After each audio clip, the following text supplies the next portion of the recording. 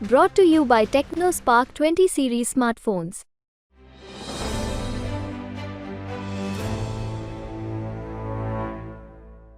नमस्कार, मैं हूं हेमेंद्र शर्मा और आप देख रहे हैं एमपी राउंडअप।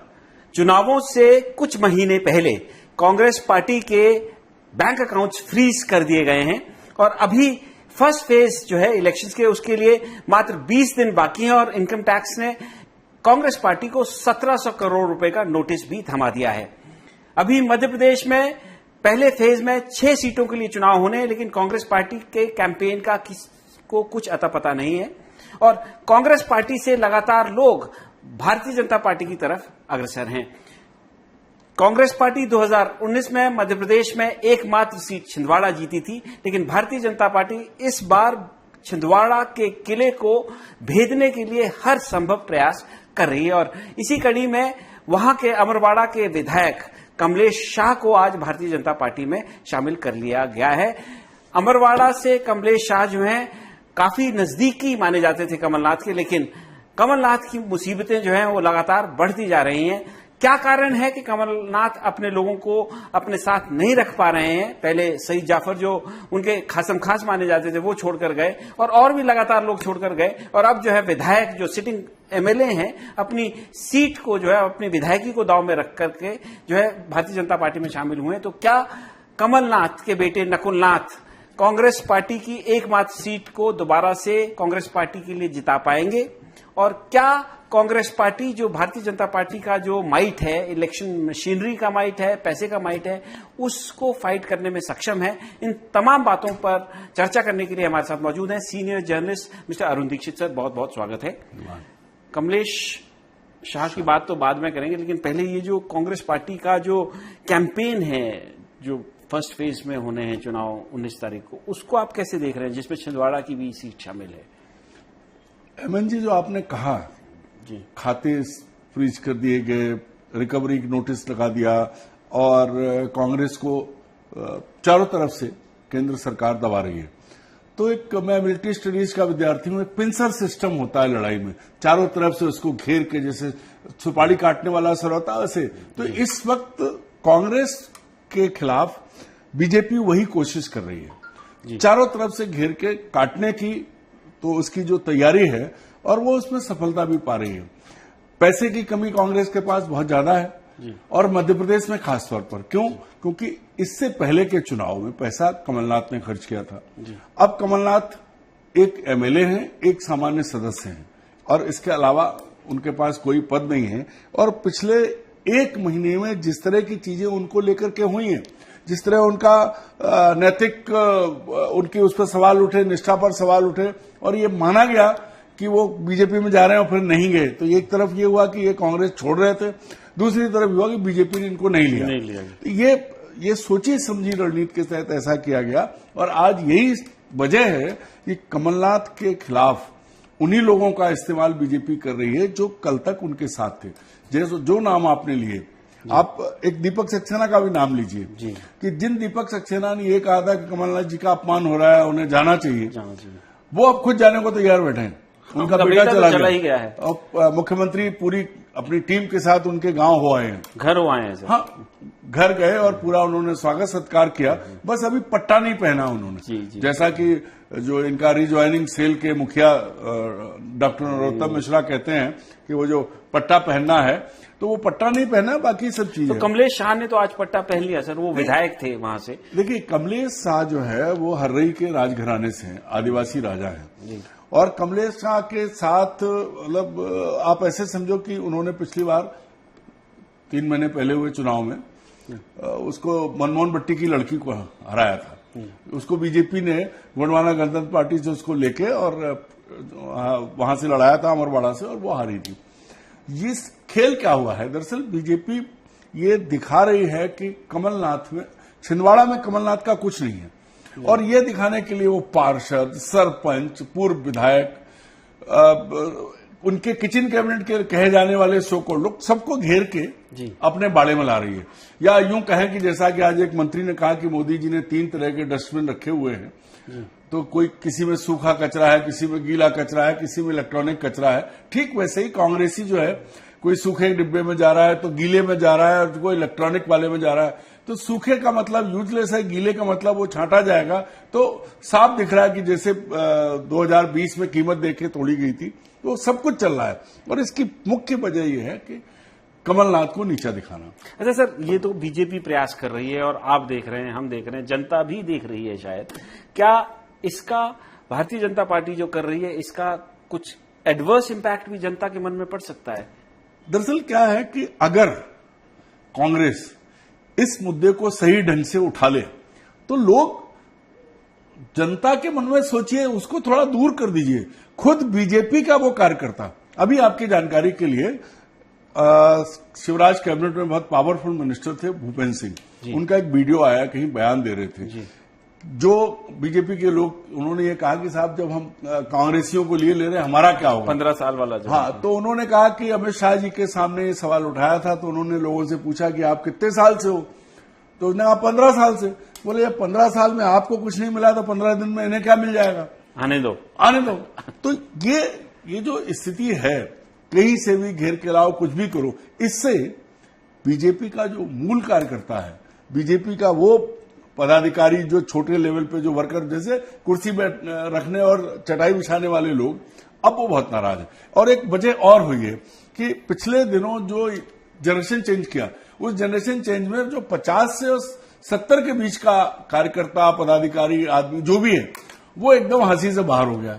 तो इसका बड़ा असर, अगर कांग्रेस सही चल पाए, जिसकी उम्मीद बहुत कम है क्योंकि कांग्रेस बची नहीं है, तो वो कार्यकर्ता बहुत नाराज है। अच्छा, और घर के भीतर अगर हो तो राम भी रावण को तब मार पाए थे जब विभीषण मिला था। अच्छा, अगर जब सर आपने जैसे कहा कि अमित शाह जी के सामने ये सवाल आया, भूपेंद्र सिंह जी का ये वीडियो सामने आ रहा है कि जब 15 साल में कुछ नहीं मिला तो 15 दिन में क्या मिल जाएगा, जब मिलना जाना कुछ है नहीं, तो क्या कारण है कि कांग्रेसी इस तरह से होर्ड्स में, इतनी बड़ी मात्रा में, इतनी बड़ी संख्या में भारतीय जनता पार्टी को ज्वाइन कर रहे हैं? नहीं, देखिए एक चीज बहुत साफ है, बहुत सारे, मैं अभी बीजेपी के ऑफिस में कार्यकर्ता, हजारों कार्यकर्ता आ रहे हैं। देखिए आज की तारीख में हर आदमी बहुत जागरूक है, और पॉलिटिक्स में पहले लोग कमिटमेंट के साथ आते थे, सोशल कॉज के लिए आते थे, अब सिर्फ पैसा कमाने आते हैं। हेमंत जी अगर आज गांव में सरपंच बनता है ना, 5 साल बाद वो भी मोटी रकम लेके, क्योंकि ग्रांट्स आती हैं, सब है, तो सबको लग रहा है अब कांग्रेस सूखा हुआ पेड़ है, इसके नीचे छां आने की उम्मीद नहीं है।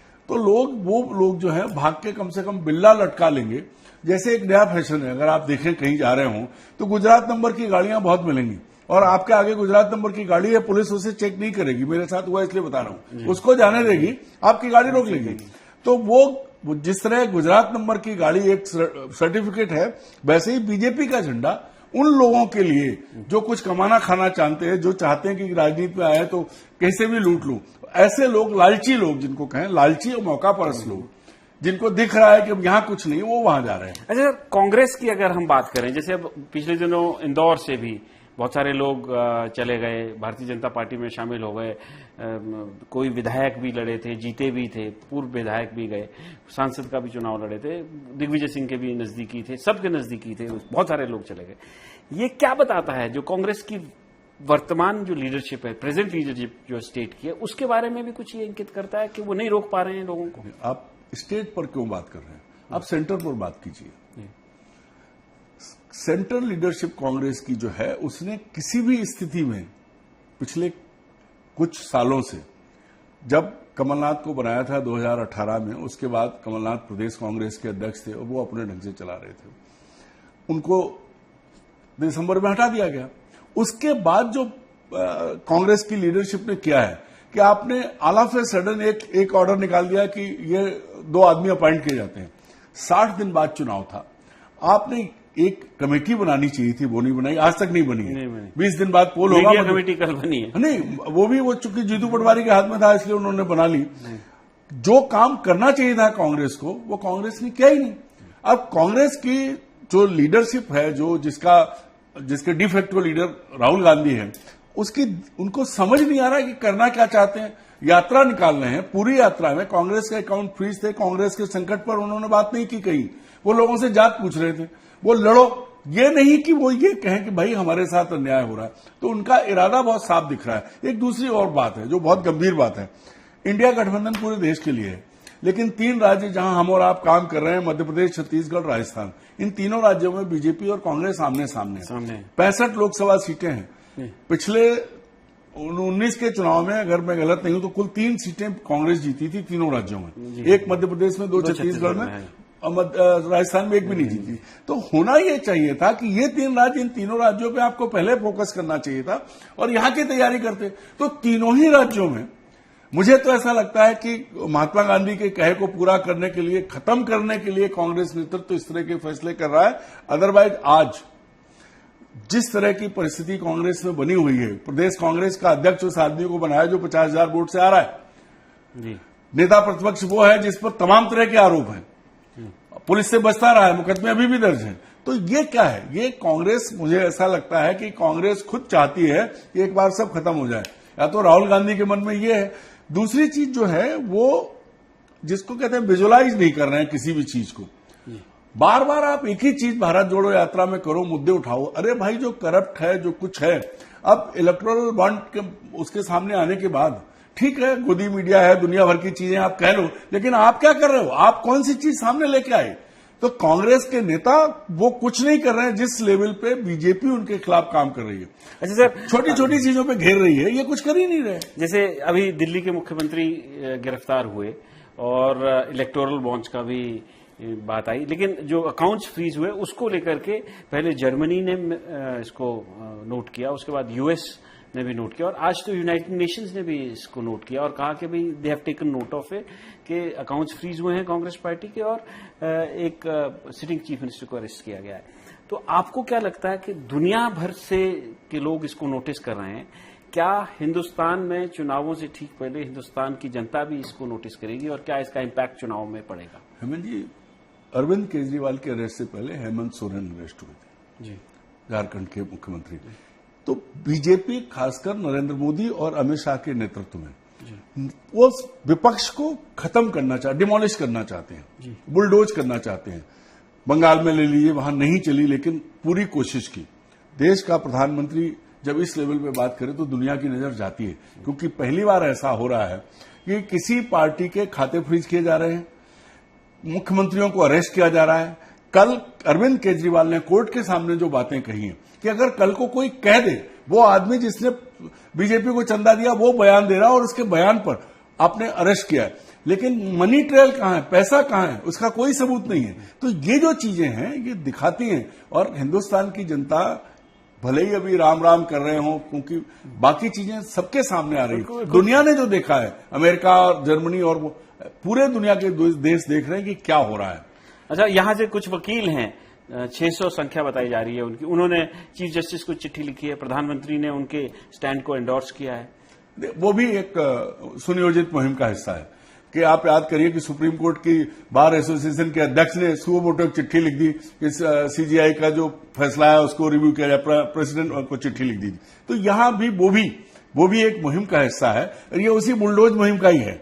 वो वकील 600 जिनके नाम आए हैं वो राइट विंग के लोग हैं। वो चाहते नहीं है कि मतलब सुप्रीम कोर्ट के चीफ जस्टिस पर जो है मानसिक दबाव बनाने के लिए खेल खेला असली दबाव वो बना रहे हैं। हाँ, उल्टा, क्योंकि चीफ जस्टिस ने इलेक्टोरल बॉन्ड में जिस तरह की सख्ती दिखाई वो इतिहास में दर्ज रहेगी। पहली बार ऐसा हुआ है कि स्टेट बैंक ऑफ इंडिया बचना चाहती थी, लेकिन चंद्रचूड़ साहब की सख्ती की वजह से ये पोल खुली है कि कहां से और कैसे पैसा, कैसे ईडी गई फिर पैसा आया, सीबीआई गई फिर पैसा आया, तो ये एक्सपोज हो गए हैं। अब कोई चीज बची नहीं है। लेकिन सवाल यह है कि कांग्रेस के बाद भी एकजुट नहीं हो रही है। राहुल गांधी को जो करना चाहिए वो नहीं कर पा रहे हैं। मल्लिकार्जुन खड़गे वो चीजें नहीं बोल पा रहे हैं, वो दक्षिण से आते हैं। कांग्रेस नहीं एक हो रही है, क्योंकि अगर आज की तारीख में कांग्रेस सिर्फ सोशल मीडिया के जरिए भी जाके ये कहे कि हमारे साथ हो, तो पब्लिक सब देख रही है। पब्लिक सब देख रही है, लेकिन जरूरत इस बात की है कि जिनके साथ जो हो रहा है वो भी कम से कम उसको पब्लिक के सामने लाने की कोशिश करें। एमपी राउंड अप में आज सिर्फ इतना ही। कल फिर मुलाकात होगी, तब तक के लिए थैंक यू, गुड बाय।